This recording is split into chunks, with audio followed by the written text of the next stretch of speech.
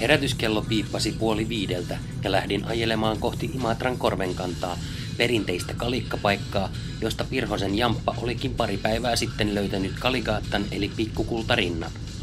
Aamu alkoi varsin kesäisissä meiningeissä, auringon porottaessa suoraan päin pläsiä ja radion renkuttaessa jo lähes ikivihreää kesähittiä.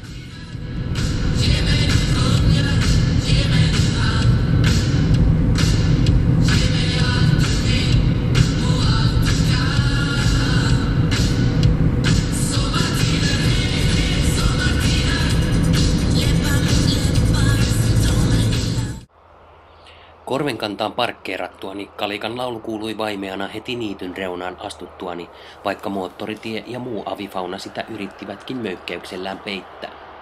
Hetken kuluttua lintu myös nousi hienosti näytille pienen männyn latvaan, jankkaamaan nenäsointista lauluaan.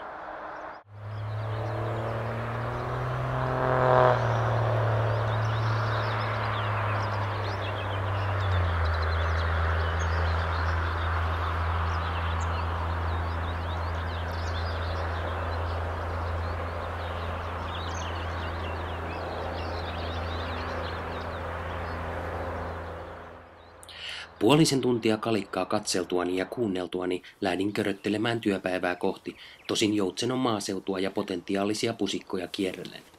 Kävin Korvenkylän altaalla kastelemassa tossujen kärjet ja etenin Kotakorven, Kiukkaan ja Joutsenon kirkonkylän kautta Kivisaareen.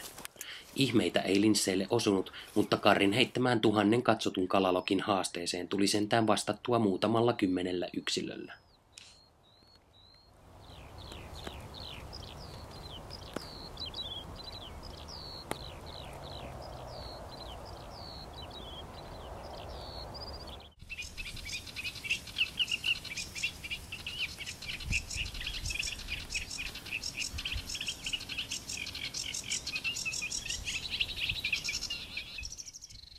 Viimeinen etappi Lappeenrannan Karhusjärvellä kantoi korviin päivän toisen jankkaajan, tosin huomattavasti aamuista Kaligaattaa runsaslukuisemman, mutta Etelä-Karjalassa melko harvakseltaan esiintyvän Ryti Kerttusen.